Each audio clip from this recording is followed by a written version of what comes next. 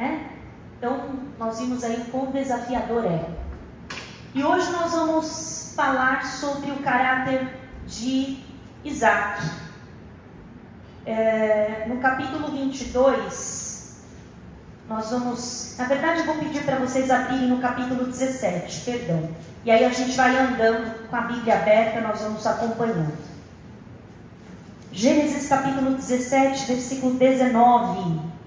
Quem achou, diga amém. Amém. Diz assim: E disse Deus: Na verdade, Sara, tua mulher, te dará um filho, e chamarás o seu nome Isaque, e com ele estabelecerei o meu concerto, por concerto perpétuo para a sua semente depois dele.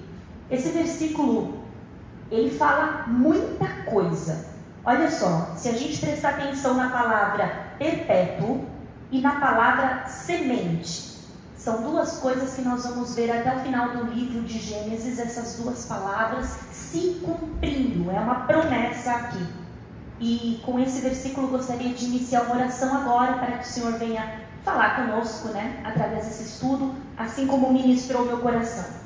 Deus querido, Deus maravilhoso, muito obrigada por essa oportunidade, obrigada, Senhor Jesus, pelo seu Espírito Santo, pela luz que nós recebemos, que o Senhor possa direcionar esse estudo, Senhor, habilitar os corações, abrir os ouvidos, tirar toda a distração, para que haja fruto, meu Deus, em nome do Pai, do Filho e do Espírito Santo, amém.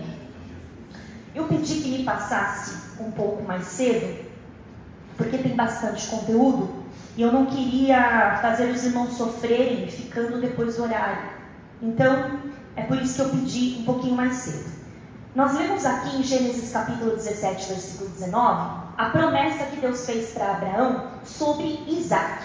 Então Isaac, ele teve uma data certa para nascer, e ele teve também um nome escolhido por Deus. Então olha só, a data do nascimento e o nome de Isaac, tudo foi decisão de Deus. Não teve decisão de Abraão, não teve decisão de Sara, ele foi escolhido por Deus. E ele é chamado então filho da promessa, todo mundo já sabe, porque ele nasceu na velhice dos dois, né? Na velhice de Abraão e Sara, quando a sua vinda era aos olhos humanos algo impossível, certo? Aí eu peço para você folhear a sua Bíblia no capítulo 22. O mesmo Deus, aí a gente vê aí, né? Tudo que aconteceu, Deus dá então a Abraão, aliás, Deus dá Isaac a Abraão. E no capítulo 22, surpreendentemente, o filho prometido, o filho que faria cumprir a promessa, porque Deus falou lá em 17, o filho que eu vou te dar, ele cumprirá a promessa, ele vai dar seguimento à semente. E agora, o mesmo filho que cumpriria a promessa, a descendência seria numerosa, agora o filho prometido que faria cumprir a promessa, ele é pedido em sacrifício. Deus se enganou, não é possível. Abraão deve ter pensado.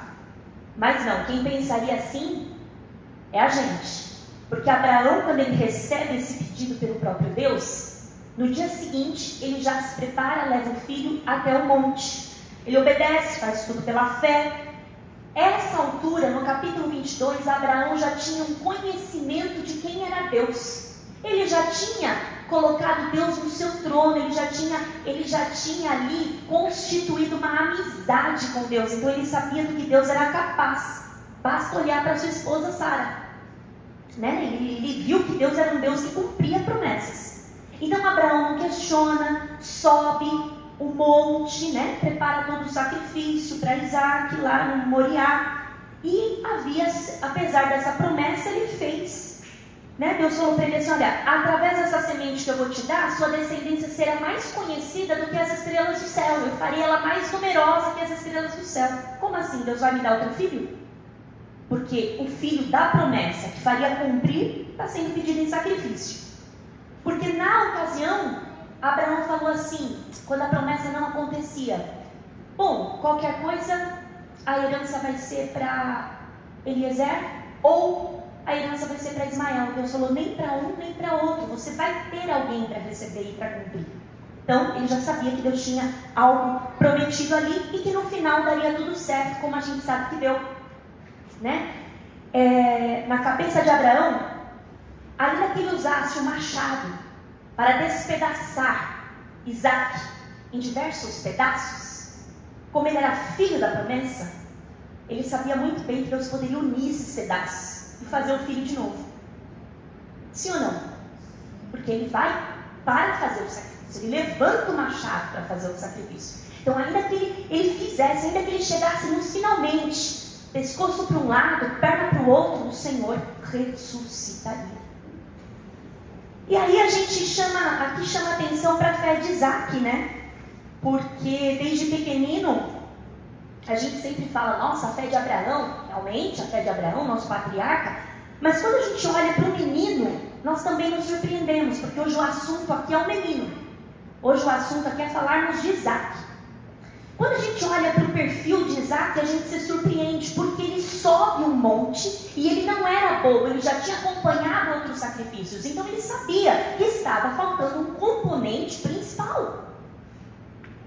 Então ele faz uma pequena pergunta, uma pergunta calma para o seu pai, e o seu pai responde calmamente, dizendo, olha, Deus proverá. Então ele sobe o monte sem rebeldia, e ele se permite amarrar, sem rebeldia, sem se debater, confiando no que o pai estava fazendo.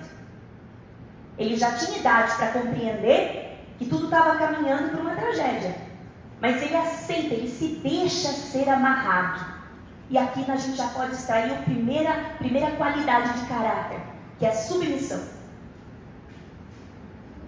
Obediência, mansidão e humildade. Essas qualidades são imensamente difíceis de encontrar em nós mesmos. Sendo que, por vezes, nós somos insubmissos ao próprio Deus, à palavra de Deus.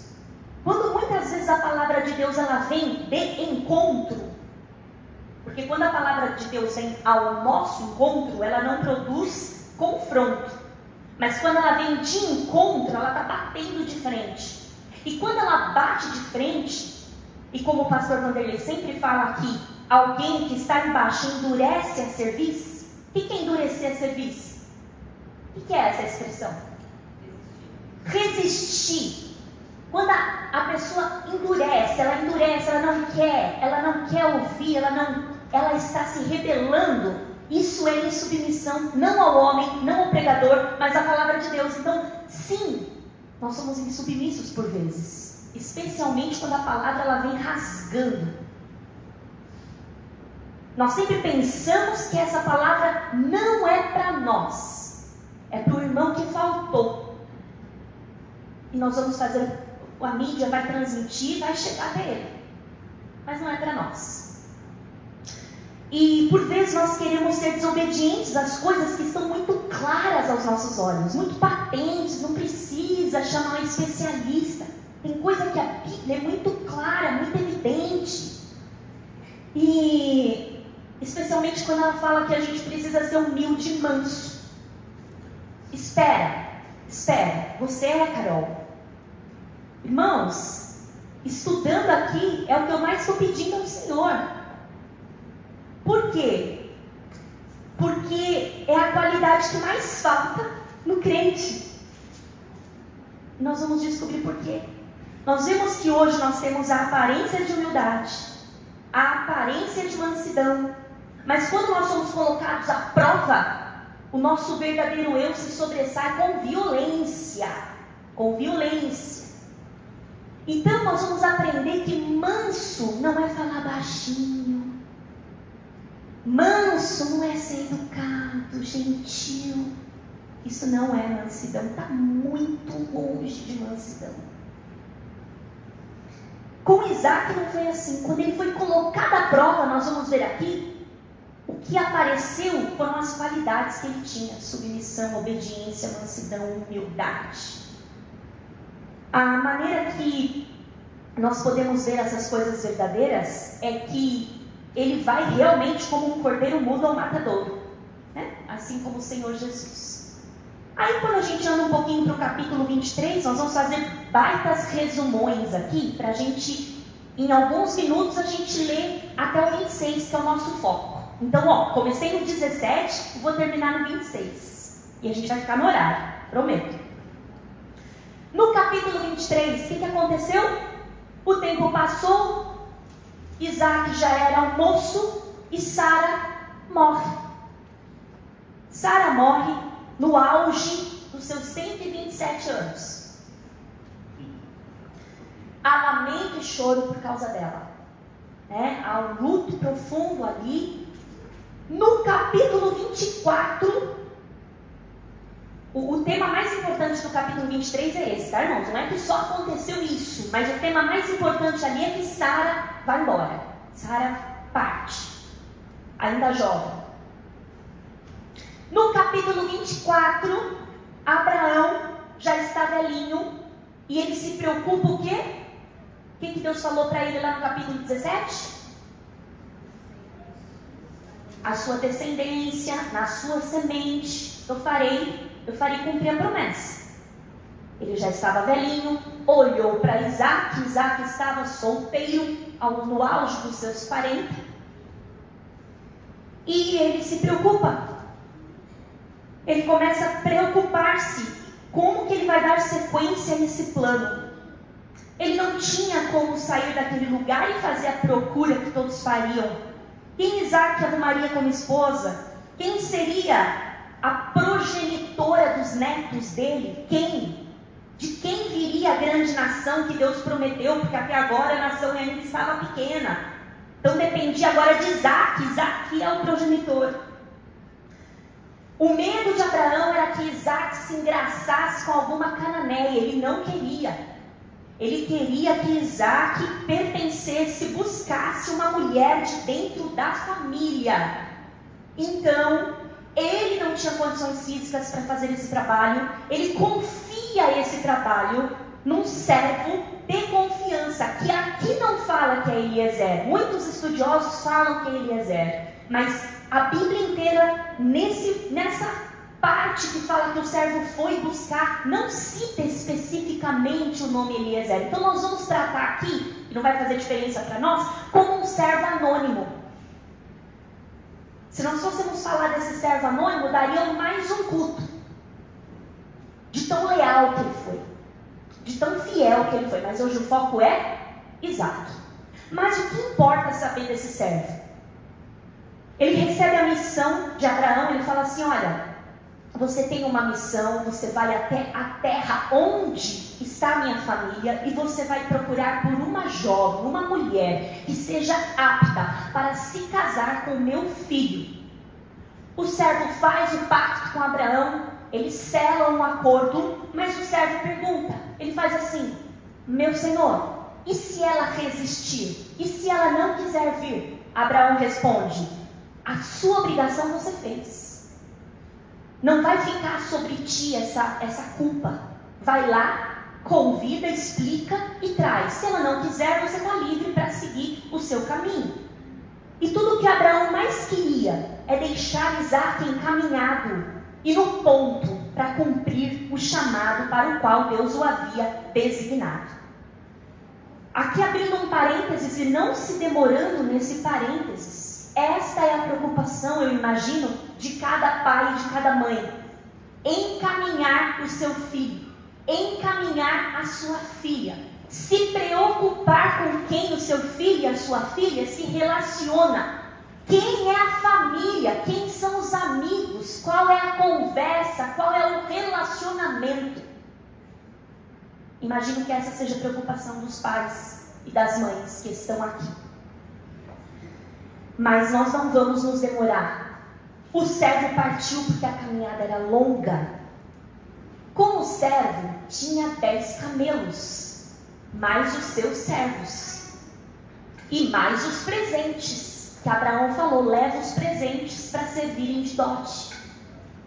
Então o destino do servo era para a Mesopotâmia, lá onde morava Naor. Quem era Naor? O irmão de Abraão. E ele morava lá com a sua família.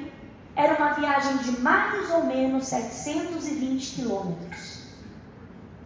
Com 10 camelos, com uma missão, com os bens, enfim. Então depois de um tempo, na hora que o rapaz estava saindo, o servo, Abraão disse assim: não temas, o anjo do Senhor vai adiante de ti.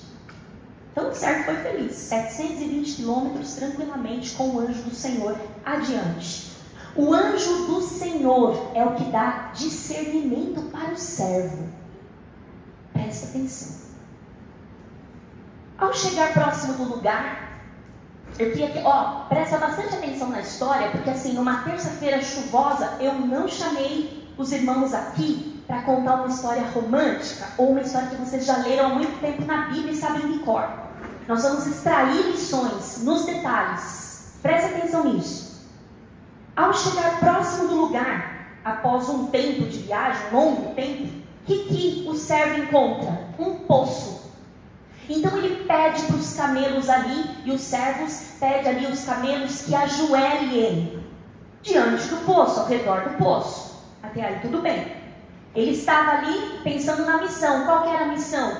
Convencer uma mulher virgem a viajar com ele 720 quilômetros, ao qual ela nunca viu, para se casar com um homem ao qual ela nunca ouviu falar.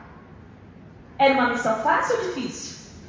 Ele tinha que ser um bom negociador, um bom vendedor, um bom argumentador, né? Então o que ele faz? Ele confia na sua lábia? Não. A Bíblia vai dizer que ele ora ao Deus de Abraão.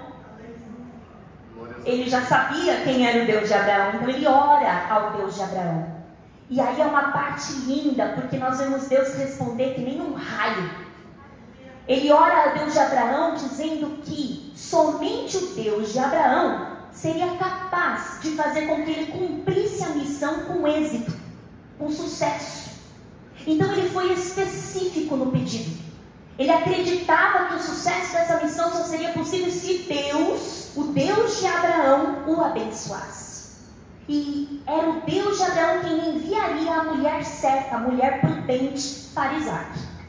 Por isso, o servo disse a Deus que a jovem a quem ele pedisse água, e ela voluntariamente oferecesse água para os 10 camelos dele, essa seria a jovem escolhida. A Bíblia fala que mal ele termina de orar, ele ainda está orando, a Bíblia fala. A jovem vem, a jovem se aproxima. Ele olha, lá longe lá vem Rebeca, neta de Naor. Mas ele não sabia de que família ela era. Mas ele viu que ela tinha um cântaro no ombro. E ele observou, ela desceu à fonte, ela não olhou para ele. Mostra o recato de Rebeca, como era o recato dela diante de outros homens aos quais ela não conhecia. Ela desce a fonte, estende o cântaro, enche o cântaro, coloca no ombro e já estava de partida. E ele corre até o encontro dela e pede: você poderia me dar um pouquinho de água? Ela gentilmente retira o cântaro, dá a água para ele e fala assim: só um minutinho, eu também vou dar água para os seus camelos até eles se saciarem. Ou seja, eu não vou dar só um pouquinho, eu vou dar água até eles saciarem. Você deve estar pensando aí: gente, 10 camelos é a mesma coisa de dar água para 10 cachorros, 10 rottweilers, 10 cavalos. Só que cada camelo fica saciado depois de beber 95 litros de água. Imagina quantas vezes ela foi ali na fonte, sem reclamar, ofereceu para o camelo, até ficar saciada, até aquele parar de beber. Aí vai para o outro, aí vai para o outro. 95 litros cada camelo. Entende o detalhe? Quando a gente passa lendo, a gente fala assim: que coisa especial tem aqui? O que tem de especial em dar de beber para o camelo, gente? É quando você descobre que cada camelo bebe quase 100 litros de água num dia de muito calor, e quem vai dar a água é você, e enquanto o camelo não para de beber, você não pode parar de dar. Aí você percebe o tamanho da disposição de Rebeca. E o servo só observava. E aquela jovem continha todas as qualidades da mulher ideal. Ela seria realmente uma mãe de nação, uma mulher virtuosa. Era trabalhadora, era disposta, era educada, era bondosa, era reservada. Ao terminar o serviço, ele começa a conversar com ela. E aí ele descobre, como a providência de Deus, ela foi se estendendo na vida do servo. O servo só agradecia o Deus de Abraão. Vocês vão ver várias vezes ele agradecendo o Deus de Abraão. A moça conversando com ele, acaba contando que é da família de Naor, que é da família de Abraão. Ele já se emociona, já entrega para ela um pendente de ouro. Esse pendente de ouro era para ela pôr no nariz. Ele continha 6 gramas. Deu para ela 2 pulseiras de ouro de 120 gramas. Aí você pode pensar, um pendente de ouro, uma pulseira de ouro, 2 pulseirinhas, ela já se emocionou? Se trouxéssemos esse presente para os dias atuais, daria mais ou menos 40 mil reais. Assim, rapidinho, Abraão falou, dá lá para ela como presente, rapidinho, 40 mil reais.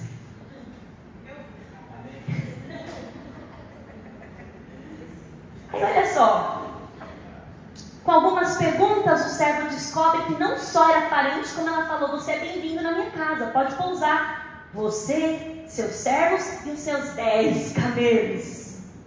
Chegando lá, entra na casa de qualquer jeito? Não, tinha que dar feno para os camelos, lavar os pés, para depois comer. Então assim, muita disposição, muita disposição. Então aquela comitiva vai para a casa de quem? Quem era o irmão de Rebeca? Quando viu ela chegando com um pendente de ouro e 2 pulseirinhas, o olhar dele brilhou longe. Quem? Começa com Labão. Labão vê aquela coisa chegando, 40 mil reais na mão de Rebeca, e aí ele fala, vocês são bem-vindos aqui na minha casa, pode entrar, pode dormir, pode... Nossa! Vocês são nossos parentes?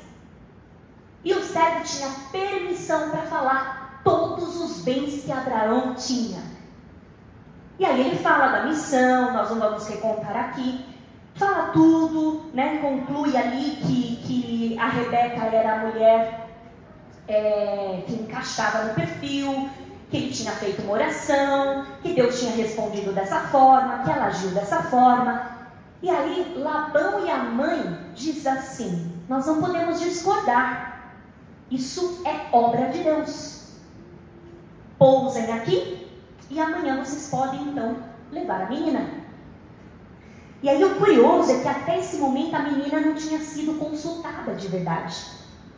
No dia seguinte, quando a menina realmente já está quase que preparada, mas a negociação já está fechada, Labão e a mãe falam assim para o servo, não dá para ela passar uns 10 dias aqui com a gente, de despedida? O servo falou, é como se o servo dissesse, a missão é dada e a missão é cumprida. Eu preciso que vocês me falem agora, se vocês vão ou não liberar a menina. Aí Labão fala, vamos perguntar para a menina, depois de tudo. Coitadinha. Olharam para ela e falaram, você aceita? Ela mais que depressa, quero sim. Quero ir agora. Aí ela vai. E aí os dois foram felizes para dizer, mentira, não é isso não. Deus valorizou ali o anonimato, o trabalho anônimo daquele servo, o quanto ele foi fiel, o quanto ele seguiu à risca tudo que Abraão mandou, deixou lá mais bens para aquela família como dote do casamento, e ele volta com Rebeca. E aqui a gente abre aquele parênteses que não é para ficar muito tempo, só para meditar. Deus estava aqui preocupado em cumprir a missão da nossa geração, do universo, mas ele se preocupou também com a vida de Isaac, com o sentimento de Isaac, com o desejo de Abraão. E o que a gente aprende com isso? Que quando Deus olha lá do céu, Ele não enxerga uma massa humana, todo mundo junto, um monte de formiguinha, todas amarradas umas às outras, como se fosse um bolo de carne. Não. Quando Deus olha lá do alto, Ele enxerga a Elisa individualmente, a Neuza individualmente, o Caio individualmente. Ele vai enxergando a personalidade, o rosto, o desejo, o coração de cada um, mesmo sendo Deus do universo. Não é magnífico isso? É sensacional. Ele sabe que você tem um nome, Ele sabe que você tem uma identidade, Ele sabe que você tem medo, o que você anseia. Mas ao mesmo tempo Ele não deixa o mundo sair do controle. Então Ele consegue suprir a necessidade de um e cuidar do todo. Não é sensacional? É sensacional. E aí, novamente, nós vemos aqui o caráter de Isaac. Quando Sara morreu, Isaac ficou muito abatido. Muito abatido. E olha como as coisas de Deus, elas se encaixam, elas são providenciais. Quando Labão quando o servo estava voltando com Rebeca, lá da casa de Labão, Isaac não tinha ainda ciência dessa missão que o pai tinha colocado nas mãos do servo. A Bíblia vai dizer que Isaac estava triste. E ele saiu para caminhar, meditar. Quem aqui já fez isso? Às vezes a gente está preocupado, com a cabeça meio tensa, e a gente fala, vou andar um pouquinho. Era isso que Isaac foi fazer. E o meditar aqui, que a Bíblia fala, é que dá a entender que Isaac estava lá na floresta, caminhando, orando. E exatamente na hora que ele sai desse percurso, é a hora que o servo aponta lá com a esposa dele. E a hora que ele olha para o servo, presta atenção, a Bíblia fala isso, é um detalhe. A hora que ele olha para o servo é justamente a hora que Rebeca olha para ele. E ali a consumação do amor que Deus colocou entre os dois, sem ele saber da missão. E esse meditar mostra um caráter de Isaac que era de oração. Eles são apresentados naquele dia, claro que com todo procedimento, a gente não vai se prender na cultura, não é o foco. Mas a Bíblia vai falar que Isaac, depois de conversar, depois de conhecer, amou Rebeca e consumou o seu casamento.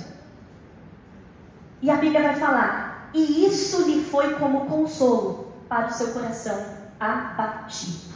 Olha só, o Deus que cuida do universo estava cumprindo a missão de conceder a descendência, mas estava preocupado em como se sentia o coração do Isaac. E sabe quanto tempo fazia que Sara tinha morrido? 3 anos. E Isaac ainda chorava. E aqui a gente aprende que uma coisa que acontece desse jeito, rápido, dessa forma, só dá certo porque Deus providenciou. Muita gente se baseia nisso para fazer casamentos relâmpagos, né? Não. Tinha todo um contexto naquela ocasião. Aquela ocasião não tinha telefone, não tinha internet, não tinha nada disso que nós temos hoje. Tanto que não tinha que Abraão se preocupou em ser alguém do meio familiar. E olha só, no capítulo 25, então, o maior acontecimento aí no capítulo 24, a gente passa para o capítulo 25. Quando a gente chega no capítulo 25, o que acontece? Abraão morre. Abraão morre no auge dos seus 175 anos. A Bíblia fala que ele morre em boa velhice, ou seja, em paz, saudável, tranquilo, amigo de Deus. E a vida de Isaac acaba a vida de Abraão? E agora a Bíblia foca em quem? Na vida de Isaac. Agora Isaac é a pessoa que vai dar continuidade. E olha que interessante, a pessoa que vai dar continuidade ganha de presente de Deus uma esposa estéril. Esse Deus, ele tem bom humor. Isaac, você vai dar continuidade. Rebeca é estéril. Mais uma vez, a Bíblia vai dizer que Isaac ora por sua esposa. E ela é curada da esterilidade. O que a gente aprende aqui? Que até os desejos simples do coração são resolvidos em oração. E que o marido piedoso, o marido dos nossos dias, ele deve orar por sua esposa. Ele deve orar pelas necessidades, os desejos, as fraquezas, as enfermidades da esposa. Terminou aqui os principais acontecimentos do capítulo 25. Agora sim a gente entra no capítulo 26. Deu para entender até aqui? Sim. Então tá bom. E olha só. Nesse meio tempo aí, no capítulo 25 para o 26, Rebeca é curada. E o que acontece? Ela engravida de gêmeos. Os lindos e problemáticos Esaú e Jacó. Que nós não vamos falar dele, porque na terça-feira que vem vai ter 45 a 1 hora para falar só de Jacó. E vai ser o pastor Afonso que vai falar de Jacó. Então a gente vai focar no Isaac. E olha só. Então os meninos já eram aí adolescentes, né? Esaú e Jacó. E veio uma grande fome onde Isaac vivia. Ali em Canaã. E como bom administrador do seu lar e fazendo uso das suas faculdades mentais, dos seus neurônios, né, que Deus deu, Isaac, por que eu estou falando isso? Porque nós muitas vezes não fazemos uso dos neurônios que Deus nos deu. Sim ou não? Às vezes uma coisa está tão clara, tão nítida diante dos nossos olhos, mas o Tico e o Teco não se comunicam. Não se comunicam. E até a gente brinca, né, Elisa, que Deus precisa às vezes escrever, desenhar, para a gente entender. Mas Ele nos deu o raciocínio, Ele nos deu um cérebro inteligente. E olha que coisa, Isaac, fazendo uso das suas faculdades mentais, ele percebeu que não era possível continuar, não era responsável continuar naquela terra com a sua família. Por que eu estou falando isso? Aqui a gente já extrai uma lição do caráter de Isaac. Responsabilidade sobre o lar. Eu não vou pegar só no pé dos homens, tá bom? Não é isso. Mas a gente está falando de Isaac, então a gente vai falar de marido. Tem marido que espera as coisas irem para baixo até tomar uma atitude. Tem marido que espera a coisa degringolar, perder o controle para ele tomar uma atitude.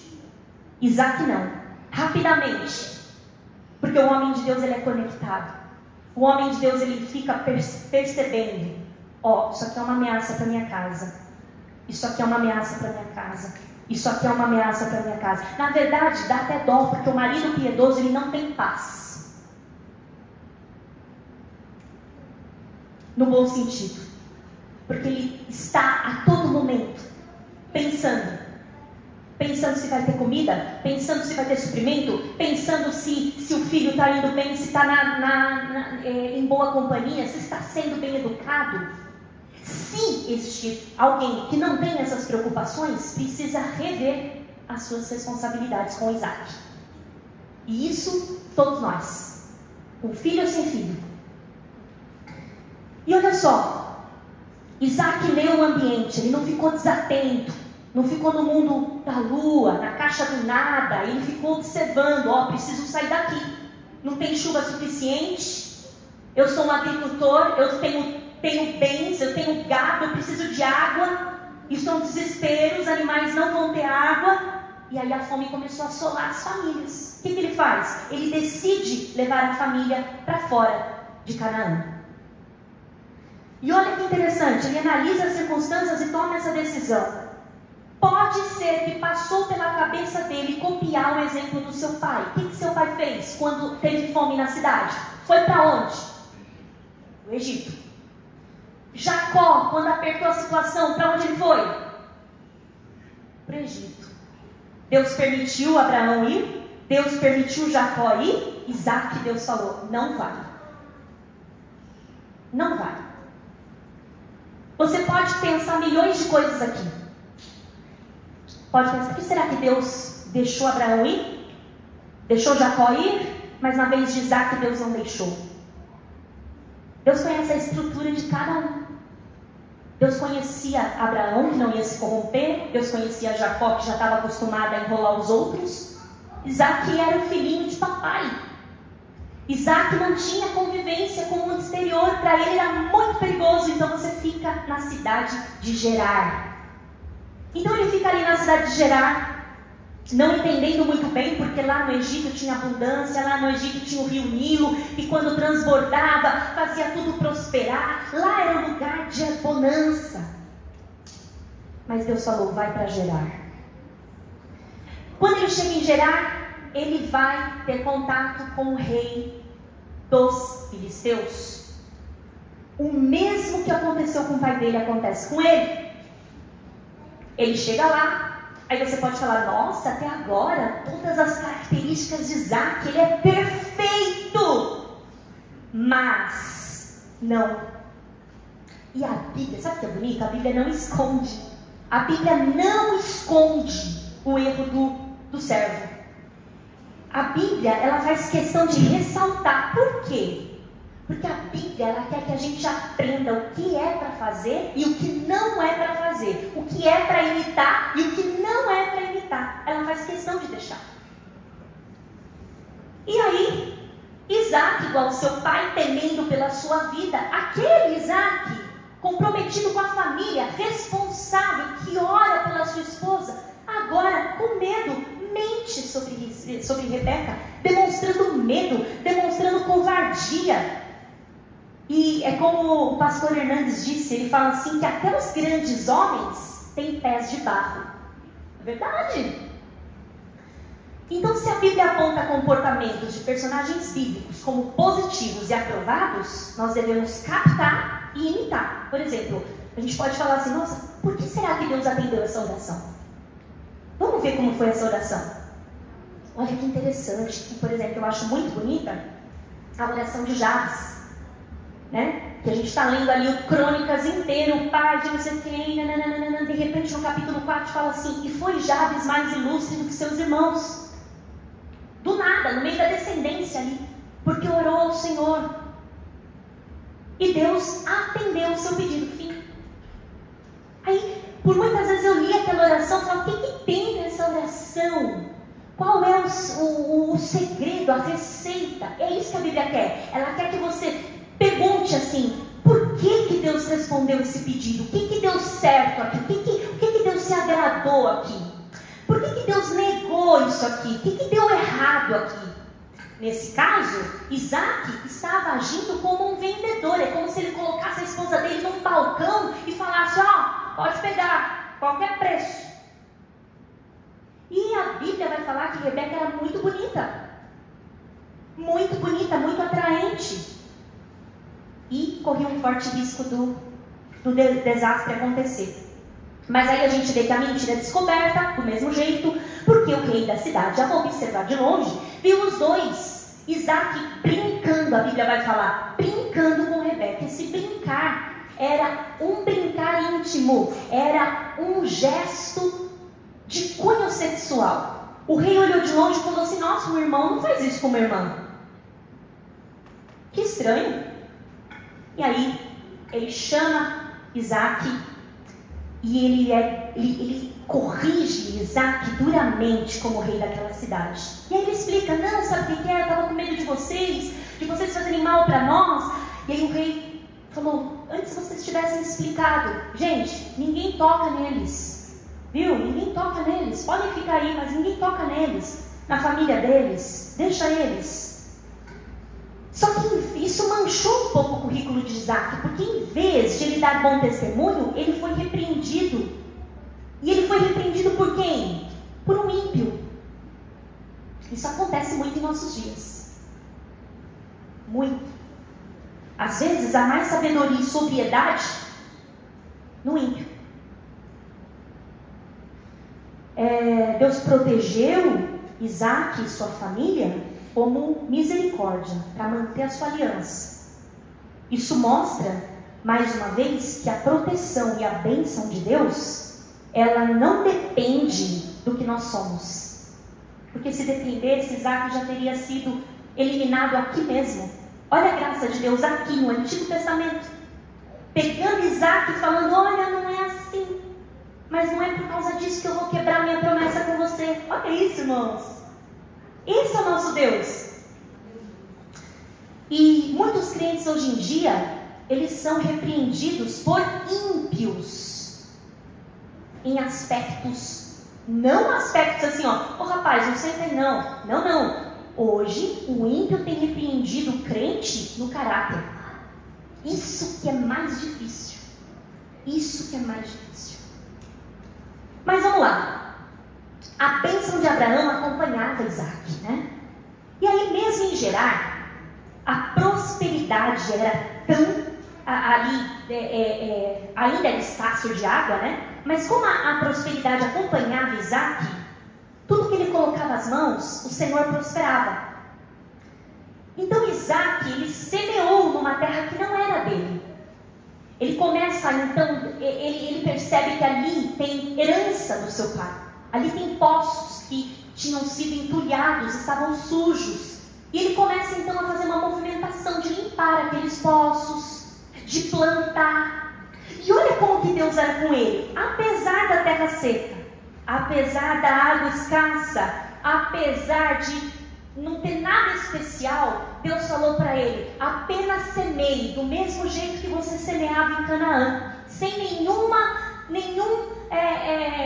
vamos falar assim nos dias de hoje, não precisa colocar adubo, não precisa ficar cuidando muito, semeia, simples. A Bíblia fala que quando ele ia colher, uma semente, dava 100 frutos. Algo nunca visto. Quando a Bíblia fala 100 por 1, é porque ele plantava 1 e recebia 100. Não vencia. Ser abençoado por Deus é isso. Não tem dinheiro que pague. A bênção estava com ele. Se ele fosse enviado num lugar onde ninguém tinha cabeça, ele ainda assim venderia chapéu. Porque Deus estava com ele. Entende o que Deus faz? Quando Deus está com alguém, pode ser em Gerar, não precisa ser no Egito. Aí ele se enriqueceu muito, bois, ovelhas, grande número de servos, exatamente como seu pai. E ele experimentou um milagre em meio à crise. Só que assim, o milagre não veio ele esperando e falando assim como tu foste com meu pai, tu serás comigo. Não! Ele trabalhou, ele foi esforçado, ele foi dedicado, ele cavou, ele plantou, ele regou, ele investiu, ele trabalhou. E ele colheu. A característica que a gente extrai aqui é o não ser preguiçoso, né? Que coisa mais antiga, Carol, pregar sobre isso. Todo mundo já sabe, vai ter com a formiga preguiçoso. Se todo mundo soubesse, não teríamos preguiçosos no nosso meio. Não estou chamando ninguém de preguiçoso aqui. Eu estou falando que se você olhar para o seu meio, você vai encontrar, não vai? Você também é. Eu também sou. O preguiçoso, às vezes, não consegue sair do lugar, ele reclama da situação, não consegue mudar uma palha para mudar a situação. Ele quer um resultado diferente, fazendo tudo igual. Ele vai conseguir um resultado diferente? Nunca. Isaac foi um exemplo, então, de marido e pai provedor, que a sua esposa não dormia preocupando, amanhã vai ter ou não vai para comer? Amanhã vai ter ou não vai? Vai ter luz? Vai ter água? Não. E aí a prosperidade causou inveja nos vizinhos. Isaac cresceu tanto, irmãos, que começou a incomodar os vizinhos. Imagina só, os vizinhos lá plantavam uma semente, colhia metade de uma semente. Isaac plantava uma semente, colhia 100. Cada vez que puxava, era 100. 100. Plantou uma vez só. E aí, fazia parte do caráter de Isaac, e é esse caráter que nós vamos terminar falando, ser manso e resiliente. Olha só, ele enfrenta o espírito de inveja com paz. Ele se submete ao rei, quando o rei convida ele para sair. E ele foge da contenda com os demais, só para viver em paz. Era o que ele mais queria. Então olha só, ao invés dos filisteus aprenderem com Isaac como se prospera, os filisteus queriam frustrar Isaac. Então Isaac ia lá, desobstruía os poços começavam a dar água, os poços que todo mundo falava, não vai ter água, não vai dar água, os poços transbordavam. Aí o que os filisteus faziam? Entulhavam os poços. Imagina só, demorava um tempo para tirar toda aquela sujeira. No dia seguinte estava tudo entulhado de novo. Como? O que você faria? Olha, eu compraria uma arma, né? Não é? Não, um estilingue, alguma coisa. Eu compraria um Rottweiler, deixaria aqui, faminto. A nossa mente já vai fazendo isso, a defesa, a defesa, a defesa. Eu não estou falando isso porque eu não faço. Eu estou falando isso porque é natural. Natural. E aí, todo aquele trabalho debaixo de sol, tirando aquela sujeira, o poço já dando água, no dia seguinte olhava o poço, cheio de lixo. O que Isaac fazia? Outro poço. Outro poço. Aí os filisteus falaram, olha, aqui não, tá?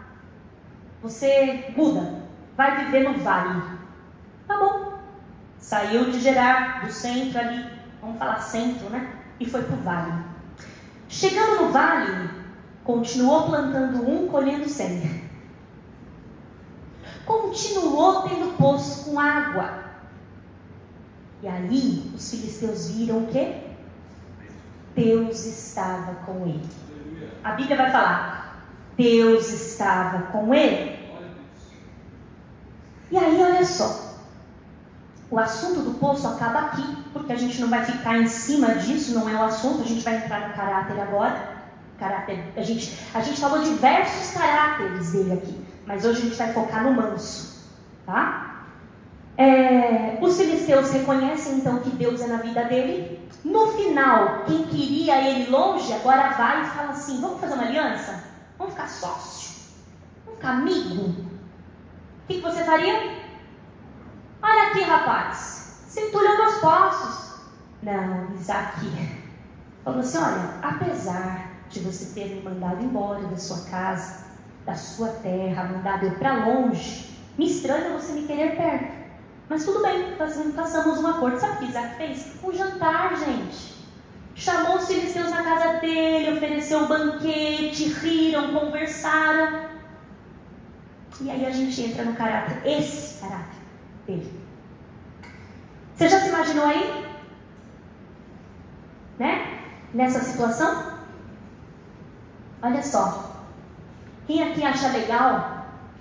Pastor Vanderlei vai lá, coloca um portão maravilhoso na sua casa, você contrata um pintor, pinta o portão, fica aquela coisa, os vizinhos elogiando. E no dia seguinte você acorda, o seu portão está pichado de palavrão. O que você quer fazer? Vamos puxar na câmera, eu vou decepar. E, gente, eu não estou falando que todo mundo vai para o inferno por causa disso. Eu estou dizendo que isso não é ser manso. Por isso que é difícil. Olha só. O ditado popular, ele vai falar assim, ó, quando um não quer, dois não brigam. A Bíblia fala que nós devemos fugir da aparência do mal. Bom seria que quando a gente percebesse que a chapa está esquentando, a gente fugir. Isso seria bom. Mas é muito difícil na prática. Né? Quando eu estava realmente fazendo o estudo, eu falo, meu Deus, isso é muito difícil. Isso é muito difícil, Senhor. Quem aqui, que é o que Jesus falava, quem aqui está disposto a sofrer o dano? Quem aqui está disposto a levar desaforo para casa? Levar. Quem está disposto a ser desacatado, provocado diante de uma multidão e não revidar? Entende? Se fosse para a gente morar lá no topo de uma ilha, sei lá, no topo de um monte, numa montanha, isolado de todo mundo, talvez nós conseguíssemos cumprir um pouquinho, uma cutícula. Mas a gente precisa viver em sociedade. Esse é o problema, diz a Elisa. Conviver é o problema, né? A gente precisa viver. Só que Deus, Ele faz os filisteus rodearem a nossa vida justamente para a gente aperfeiçoar a mansidão. Por isso que dói. Quando nós paramos para pensar em multidão, ou melhor, em mansidão, nós identificamos que estamos léguas longe, muito longe. Não é preciso muito para que o nosso pavio ele exploda. Nós não precisamos de muito para responder agressivamente, né? Nós não precisamos de muito para reclamar, né? Então parece realmente uma coisa inalcançável, e é inalcançável. Eu digo para você que é inalcançável. E é inalcançável quando eu tento aprender o que é ser manso e colocar na prática com força. Vou ser manso agora, hein? Agora eu vou ser manso. Só de eu falar que eu vou ser manso, já estou sendo, porque eu já falo, vou ser manso, hein? Chegar lá, vou ser manso. Já está bravo, né? Já tá irritado. E ai dele se não concordar com a minha mansidão, né? Tá torcendo a sobrancelha por quê? Né? Então assim, se a gente vai no esforço, no pensamento positivo, o que o mundo fala? Conta até 10, vai no pensamento positivo. Funciona só no primeiro dia. Experiência própria.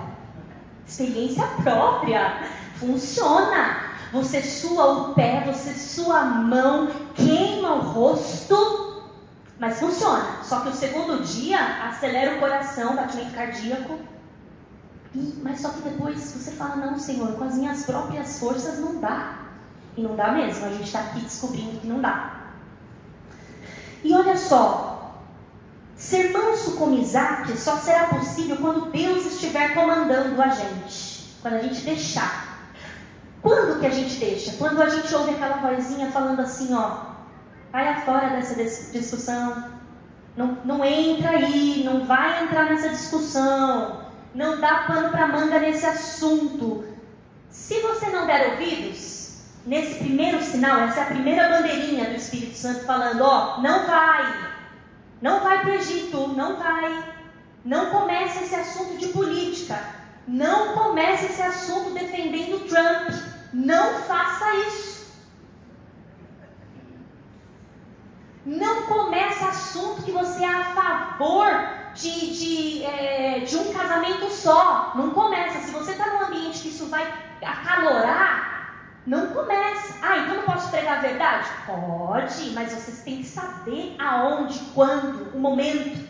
Agora está lá a sua família, todo mundo esquerdista. E você chega lá comemorando, fazendo apologias. Você quer o quê? Você está convidando o povo para brigar. Lá em casa, tem alguns parentes que nós precisamos fazer, eles precisam fazer leitura labial. Por quê? Eu tenho alguns parentes que são extremamente esquerdistas. E aí, quando uma parte da família começa a falar de direita, eu só fico assim, porque eu sei que vai dar. Aqui tá doido para dar. Sabe, o pavio está aceso, esperando. a primeira faísca e explode. Explode, é normal explodir.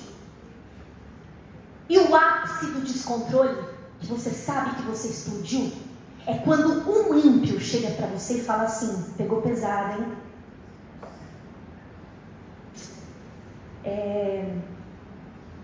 Se acalma, viu? Nossa, gente, isso aí é melhor ir embora já para casa e dormir, esperar o outro dia. Porque isso aí é a decoração do seu fracasso.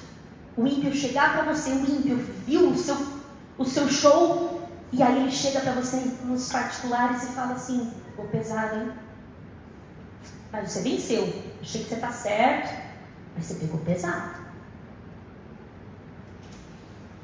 E também quando a gente quer entrar e o próprio ímpio fala assim: deixa isso para lá, para com isso.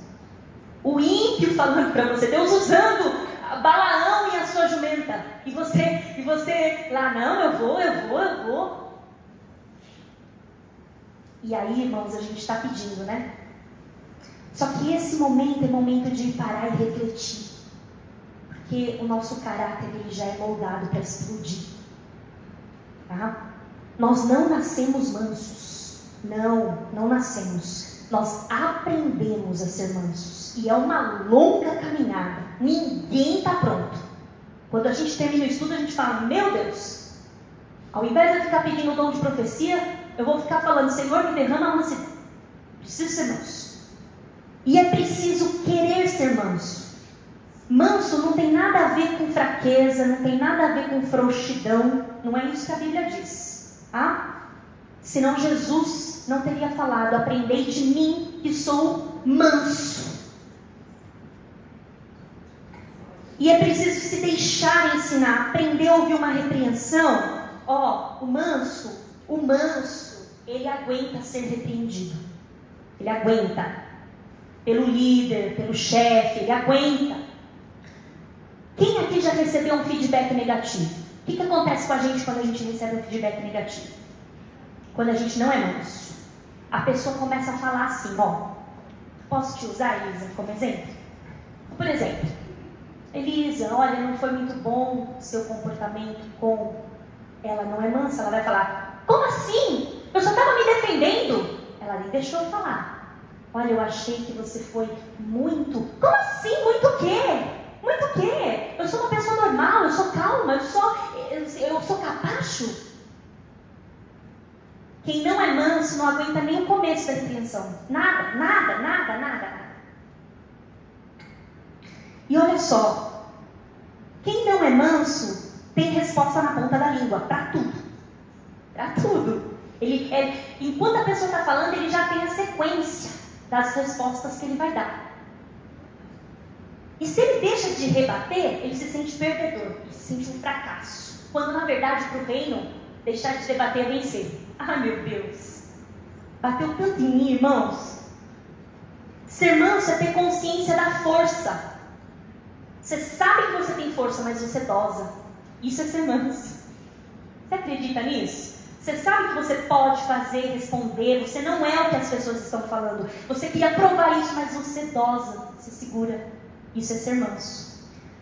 O crente que é manso, ele reconhece sua fragilidade e ele também reconhece sua sensibilidade para reconhecer que o outro também é frágil, que o outro também é falho. Por que isso é verdade? Às vezes, nós aprendemos a ser mansos, aprendemos assim, ouvimos e queremos ensinar o outro a ser manso, mas nós mesmos nem tentamos. E existem benefícios, né? Além de a gente construir relacionamentos saudáveis, a gente tem mais saúde mental, né? Por favor. Já ouviu aquela frase: prefiro ter paz do que ter razão? Isso é verdade. Existem situações que não vale a saúde mental, não vale. A grama é amarela. Beleza. Tá bom. Tudo bem. Porque eu quero que seja amarela. Tudo certo. Acabou. A Bíblia vai falar que o crente ele tem que responder com toda humildade, com mansidão, com paciência, suportando-vos uns aos outros. Então, Ser manso demonstra o quanto Deus está perto ou longe de nós. E não fiquemos tristes se a gente identificar que a gente não é manso hoje.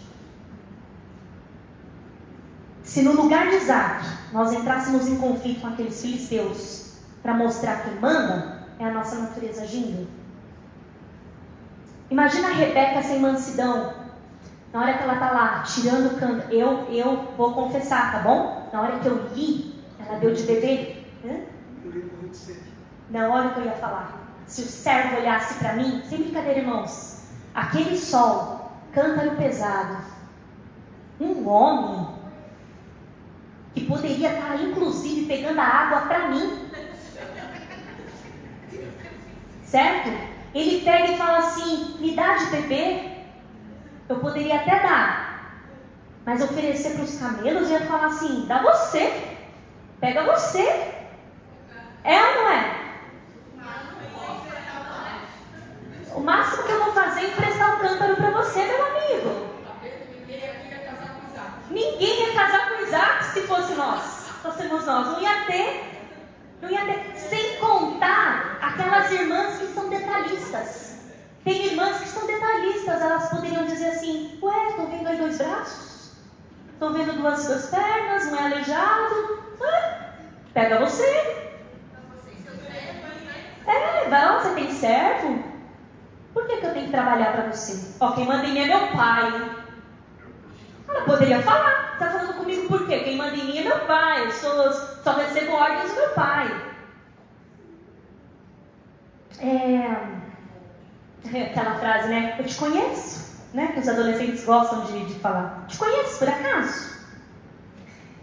E olha só, de tempos em tempos, esse ensino vai voltar. E você vai se encontrar aqui. Por que eu estou falando isso? Porque no ano de 2019 para 2020, nós já estudamos sobre o fruto do Espírito. E mansidão foi falado. E agora ele volta. Ele volta com força. Por quê? Por quê? Por que será? Porque a gente não aprendeu. A gente sai daqui falando, a gente vai ser manso. A gente vai ser manso. Um exemplo. Quer me irritar? É farol alto na minha cara. Sabe? Tava vindo pra cá, o cara subindo o morro, com o farol alto na minha cara. Então, dentro do carro, eu já pequei, porque eu já falo assim, olha, filhote de não sei o que, já vou xingando tudo que é bíblico, sabe? Mas você sente a ira, aí você fala, já perdi, já não fui mansa. Porque olha o que tem que fazer, deixa aí. Perigoso até você falar, oh, tudo bom? Não é a gente. Eu sou mais tranquilo, a Rosana já fala, por que você não apertou a buzina? Então, é assim. O Luan é assim, aperta a buzina, vai, tira ele da sua frente, né? E eu que dirijo muito sobre essa, você está passando uma fazendo totalmente errado. Eu falei, eu sou ruim, né? Então, a gente tem isso, é autodefesa, é nosso. Nosso dever, toda vez que vier um estudo de caráter, que não pense vocês que terça-feira que vem vai ser algo menos que isso. Não vai. Não vai. Nosso dever é agir com mansidão. Como? Se mexendo na cadeira, olhando para o lado? Não. É tirando a cerviz do endurecimento e examinando as áreas que precisam exercitar a mansidão. Procurar reconciliação. E vou te dizer, é contranatural, por isso que é difícil, tá? Vai contra a natureza. Lá no Sermão do Monte, o Senhor Jesus falou que felizes são os mansos, porque eles herdarão o céu. Olha isso, Jesus falou que sabia que era difícil. Ele falou assim, olha, felizes são os mansos, eles herdarão o céu. Muita gente fala assim, olha, fulano é manso, porque o fulano é tímido, fulano tem medo, fulano... Não, gente, eu já vi tímido aí, ó, nada de manso não. Eu já vi pessoas falarem baixinho e destruir a outra. Baixinho, sem levantar a voz, deixar a outra no pó. Já vi? Isso não é mansidão. Pessoas pensam que Ser manso é ser demasiadamente bonzinho. Já vi gente boazinha também saindo do trilho. A mansidão não depende da sua personalidade, nem do teu temperamento. Não adianta olhar e falar assim, sou colérica, não consigo ser mansa. Consegue sim. Porque manso é um fruto do Espírito. Não tem nada a ver com personalidade, não tem nada a ver com temperamento. Nada, nada, nada. É uma obra única e exclusiva do Espírito Santo. Por isso que tem que ser parte do caráter. Porque ela é do Espírito Santo. Por que é grave? Por que é grave? Porque se eu não tenho esse fruto, ou eu nem me esforço, será que o Espírito Santo está em mim? Carol, eu orar por uma situação que você passa. Na minha casa, tem um abençoado lá que ele resolve lavar o carro e as caixas de som do carro da bênção vira para dentro do meu quarto umas letras, umas músicas que me dá vergonha de ficar perto da minha família. E eu oro para que Deus queime o som dele. Não precisa acontecer nada com ele. Eu já tive muita vontade de descer, mas eu estou tentando a mansidão. Então, seja bem-vindo, né? Porque esse é o nosso Nesse desafio. caso, Carol, eu orar. Olha só, vamos chegar lá? Olha só, aqui a gente apresenta a doença e apresenta o remédio. Não é assim. A gente não pode sair da igreja desesperado. Eu não sou manso. Ah, meu Deus, e agora no seu caminho? Não, aqui a gente tem que falar, ó, aqui é o problema, viu, gente? Quem se identifica com ele? Eu, beleza. Agora aqui é a cura. Ó como faz. Ah, eu quero. É assim. A gente não é uma igreja que fala assim, esse aqui é o problema, ó o inferno lá. Não. Não. Vamos lá. Para sabermos se nós temos mansidão, nós devemos repensar. Como que a gente agiria diante de ataques que são dolorosos, vindo de pessoas que nós amamos ou não, ou até correções divinas, que é algo que eu falei, que às vezes a palavra está vindo aqui, o pregador percebe, quando a pessoa está, nem é comigo, né? Mascando chiclete, estourando o dedo, nem está mais estourando nada ali, tá, né? A perna que não para, né? Ai, o culto que não passa, palavra longa, sermão chato. E essa é a dura serviço. A serviço que é amolecida, ela fala assim, ah, isso preciso avaliar, não é uma coisa que me pega. Ah, isso me pega. Tá, eu preciso pegar isso aqui para mim, preciso avaliar. O sermão serve para isso. Enquanto ele está acontecendo aqui, o Espírito Santo está examinando você aí. Não é acusador. Não, ele está fazendo você olhar para dentro. O que Paulo falou? Examine-se, pois, o homem a si mesmo. Não é para você examinar o outro. Ah lá, tá vendo? É para você essa palavra. Não, é para você examinar você. Você. Quando eu começo a aprofundar nesses estudos, eu percebo que muitas igrejas, graças a Deus não a nossa, e isso não é como que eu posso dizer, orgulho falso, não é nada disso, é de verdade. Quantas igrejas perdem tempo, 45, 50 minutos, 1 hora, pregando doutrina, sabe, para ir para o céu. Olha, coisa insignificante, que Deus nem, meu Deus, acho que Deus olha do céu e fala, meu Deus, saudade de quando vocês eram barro. Porque a pessoa perde tempo ali, 45, 50 minutos falando de roupa, de cabelo, de sei lá o que, e esquece de falar que para herdar o céu tem que ser manso, gente. Pode andar, pode ser crente ali do paletó, que sei lá, impecável. Pode ser aquela mulher que tem o cabelo de 3 metros. Se ela não for mansa, ela não herdará o reino do céu. Isso é doutrina.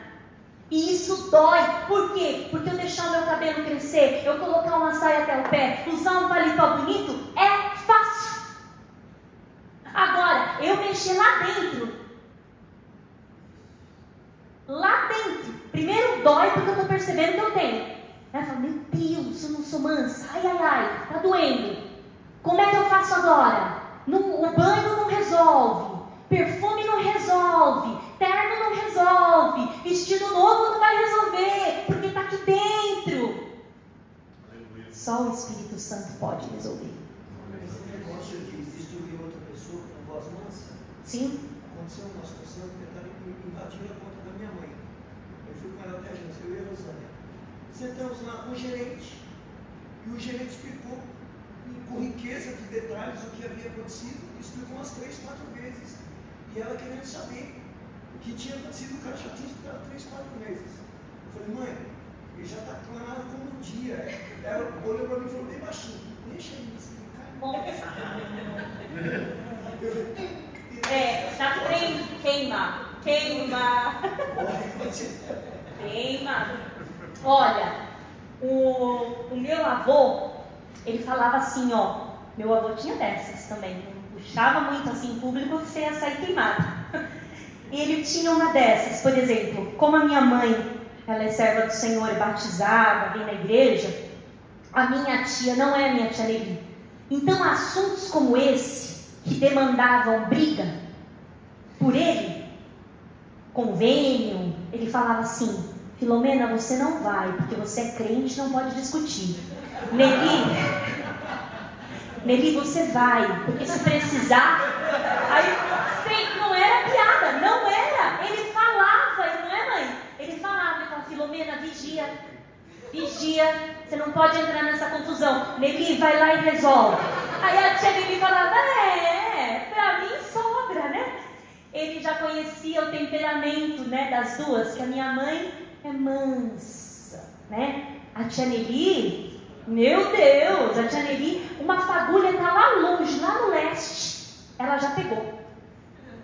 Ela paga para entrar, né? E olha só, os mansos, eles anseiam ouvir a palavra de Deus, eles querem saber como eles podem melhorar. Quem não é manso, fala assim, gente, para, eu sei, eu me conheço, mas quem é manso fala assim, não, fala mais, como que eu posso melhorar? Quais são as perguntas que eu tenho que me fazer? Eu quero. Paulo disse então que, resumidamente, anota aí no seu coração, ser manso é só 3 coisas. E eu falo só 3 coisas rindo. Só 3 coisas para você ser manso, tá bom? Só. Primeira coisa, suportar as ofensas. Bem fácil. Olha só, o suportar as ofensas, eu fui pegar nesse aqui, tá bom? Olha só, o suportar as ofensas é ser criticado injustamente, ser caluniado, ser vítima de fofoca, saber que você está sendo vítima de fofoca, ser vítima de um boato feio, de um boato cruel, ser rebaixado em público, fica quieto, deixa eu explicar. Assistir alguém que não tem a mesma dedicação que você, ser promovido no seu lugar, e tudo isso sem revidar. Isso é ser manso. Fácil, né? Então ser crente é ser capacho? Não. Jesus, se a gente pensar nisso, Jesus foi o maior capacho, porque ele se permitiu ser crucificado, ele se permitiu. Paulo vai falar, ele não teve por usurpação ser igual a Deus, ele não roubou, ele poderia falar assim da cruz, eu vou destruir todo mundo agora com o meu poder, uma palavra, e todo mundo cai por terra. Não fez. Eu ouso dizer, isso não está na Bíblia, isso eu acho, todo mundo fala assim, Judas foi um traidor, Judas, mas quando a gente vê o comportamento de Judas depois da traição, que ele se arrepende e se joga, sabe o que eu ouso pensar? Judas, por um momento, deve ter pensado assim, vou ficar com as 30 moedas, porque esse é o rei, ele é Deus. Ele não vai se deixar ser crucificado, ele vai descer, ele vai destruir todo mundo. E quando ele vê que isso não acontece, que Jesus se deixa ser levado, se deixa apanhar, se deixa humilhar, se deixa cuspir, se deixa se desnudar, ele entra em pânico. Na mente dele, talvez ele pensasse, se defende, mestre.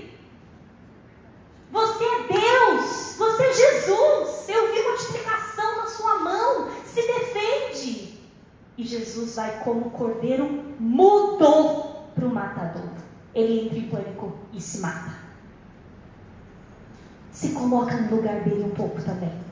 Não estou defendendo Judas não, tá? É só, a Bíblia serve para isso, para a gente pensar. O que ele pensou? Por que ele fez isso? Então tá, passamos na primeira prova, suportar as ofensas. Segunda prova, perdoar as ofensas. Então não basta suportar, eu tenho que perdoar as ofensas. Então nosso perdão, essa parte, o nosso perdão, ele está ligado ao tanto de perdão que a gente recebe de Deus. Então, por exemplo, se você é alguém que não reconhece que é pecador, é uma lógica. Se você não reconhece que você é pecador, logo você não precisa de, então você não perdoa. Por isso que os crentes não perdoam, porque eles se acham perfeitos diante de Deus. É um problema grande. Porque ele se acha assim, ó, perfeito. Ele não faz o mesmo pecado que você, então, por isso que ele tem dificuldade de perdoar. Ele não recebe o perdão. Por isso que a Bíblia fala que a quem foi mais perdoado, mais ama. Porque sabe o tamanho do perdão. Bem-aventurados pobres de espírito, Jesus falou. Que chega na igreja, que chega diante dos outros e fala, ó, eu não sou nada, sem Deus, não sou nada. Né? Por exemplo, tem aquele versículo que fala, né?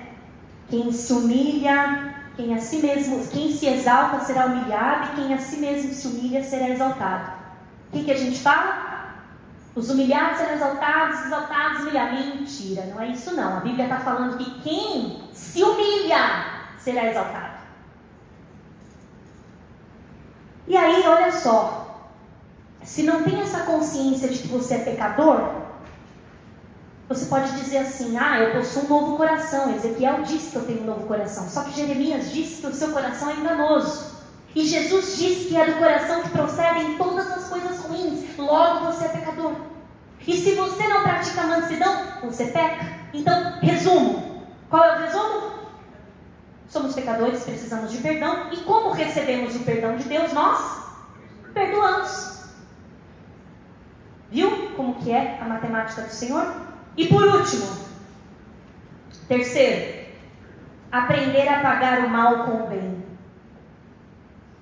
Paulo instruiu a Filemon. O que ele falou para Filemon? Escreveu lá uma carta, falou assim, Filemon, peço que você receba Onésimo de volta. Trate ele com amor. Trate ele bem. E o que Onésimo tinha feito? Furtado e fugido.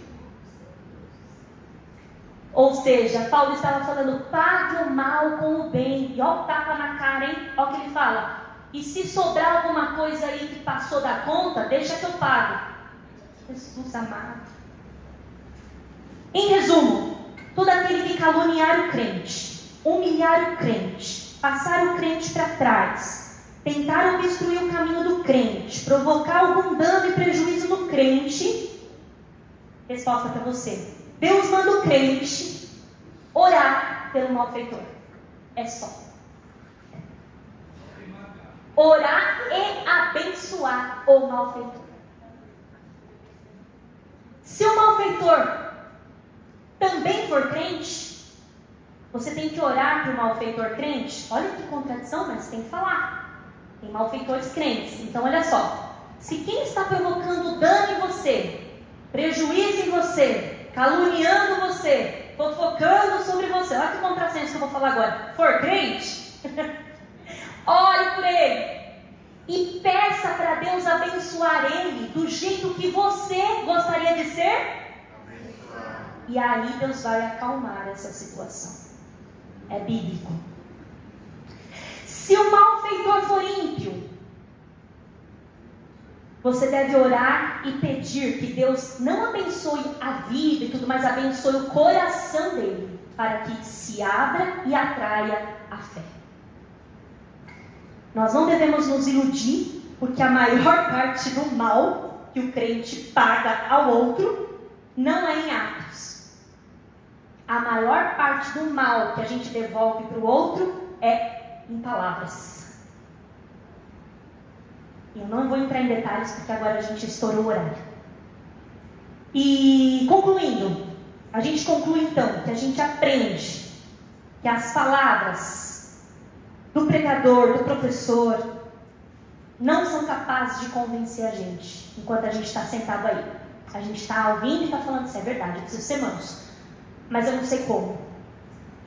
E realmente não tem aí uma coisa de falar assim, vai ser batizado, batiza, que você vai levantar da água, vai levantar manso, toma a Santa Ceia, que depois que você tomar o sangue de Jesus, você vai ser manso. Não. É um treino. É um treino.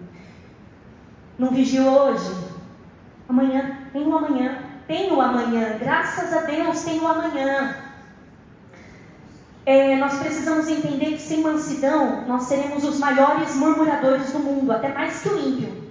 Sem mansidão a gente ganha na reclamação, mais que o ímpio, a gente consegue se reclamar mais que o ímpio. E ser cristão é ser diferente mesmo, por isso é difícil.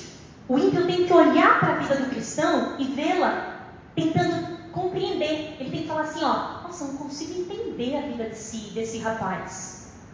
Ele tem que olhar para o crente e falar assim, esse crente aí para mim é um enigma. O dia que ele olhar e falar assim, esse crente aí é um igual, aí você tem que se preocupar e refletir muito. Enquanto ele está olhando para você e falando, cara, você é estranho, hein? Opa, sério? Você é estranho, você tem uns hábitos estranhos, você não gosta disso? Não? Maravilha! Enquanto você estiver ouvindo isso, meu amigo, agora, quando você está sendo muito querido, muito bem-vindo, muito elogiado, muito badalado. Não estou falando que você está errado, mas é bom dar uma refletida.